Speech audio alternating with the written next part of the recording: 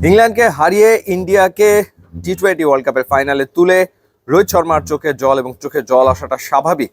গত বছরই one day world কাপে টানা 10 ম্যাচ জিতে ফাইনাল খেলেছিল ভারত, কিন্তু সেবার তারা শিরোপা জিততে পারেনি এবং ভারতীয় সমর্থকদের কিঞ্চিত সমালোচনার মুখে আসলে টিম ইন্ডিয়া পড়েছিল। রোহিত শর্মা এবার যেন আসলে পণ করেছেন শিরোপা তিনি জিতবেনই।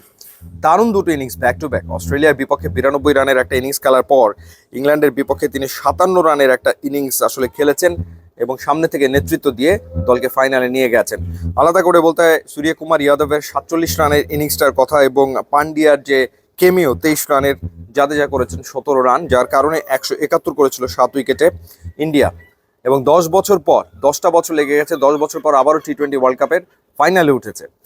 বারবার আসলে মনে পড়ে যাচ্ছিল 2022 টি-20 ওয়ার্ল্ড কাপের সেমিফাইনালের কথা। সেবারও মুখোমুখি হয়েছিল ইংল্যান্ড এবং ইন্ডিয়া, খেলা হয়েছিল অ্যাডিলেইডে এবং সেই সেমিফাইনালে ভারতকে 10 উইকেটে হারিয়েছিল ইংল্যান্ড, পাত্তাই দেয়নি। এবার আসলে বদলাটা নিয়েছে রোহিত শর্মার দল। মূলত আসলে এই সেমিফাইনালটা জিতে নিয়েছে ভারতীয় স্পিনাররা। 11 ওভারে তারা মাত্র 58 রান দিয়েছে, 6 উইকেট নিয়েছে। তাদের ইকোনমি রেট 5-এর সামান্য বেশি। অক্ষর প্যাটেল 23 রানে 3 উইকেট এবং কুলদীপ যাদব 19 রানে নিয়েছেন 3 উইকেট। রবীন্দ্র জাদেজা তিনি কোনো উইকেট না পেলেও 3 ওভারে দিয়েছেন মোটে 16 রান এবং ধারাবাহিকভাবে দুর্দান্ত বল করে চলেছেন জাসপ্রীত বুমরা।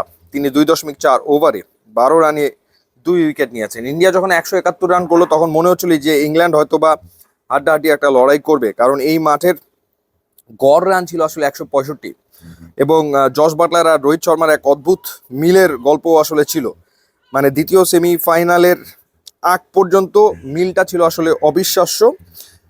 দুজনে মিলে 120টা বল খেলেছেন, রান করেছিলেন 191, এমনকি স্ট্রাইক রেটও তাদের ছিল 159.16 রোহিত শর্মা এবং জস বাটলারের।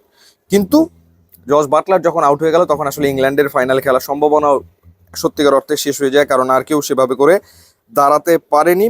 হ্যারি ব্রুক 25 রানের একটা ইনিংস খেলেছেন এবং লিভিংস্টোন সে করেছে 11 রান, মঈন আলী মাত্র 8 রান করেছে এবং ডিফেন্ডিং চ্যাম্পিয়ন টিম ইংল্যান্ড তারা সেমিফাইনাল থেকেই বিদায় নিল। যদিও তাদের সুপার এইটে খেলাটাই একটা প্রশ্নবোধক ব্যাপার ছিল যে তারা আসলে সুপার এইটে খেলবে কি না, তো তা সামহাও তারা সুপার এইটে খেলেছে এবং শেষ চারে উঠে এসছে।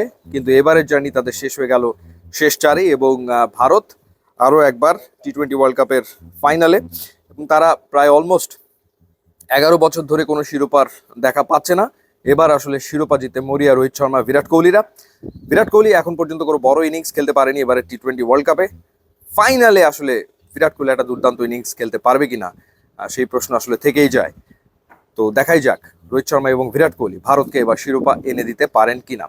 এবার আপনাদেরকে জানিয়ে রাখতে চাই যে ফাইনাল চলাকালে যা আপনার প্রয়োজন আপনি চাইলে অর্ডার করতে পারেন ফুড প্যান্ডাতে এবং প্রথম অর্ডারে আপনি পাবেন 100 টাকার ডিসকাউন্ট। সেক্ষেত্রে আপনাকে ব্যবহার করতে হবে কোড ইয়াম পান্ডা এবং ইউটিউব এবং ইনস্টাগ্রাম লিঙ্ক আমার পেজে দেওয়া আছে। আপনারা যদি যোগ দেন তাহলে খুবই খুশি হব। And thanks for watching.